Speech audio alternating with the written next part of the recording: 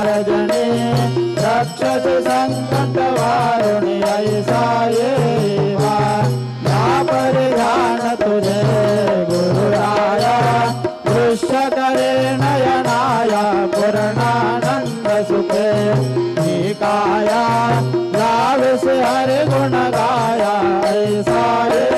वासाई दिगंबरा अक्षय रूपावतारा सर्वहि व्यापक तो श्रुति सारा अनुसयात्र कुमारा बाबा ये वा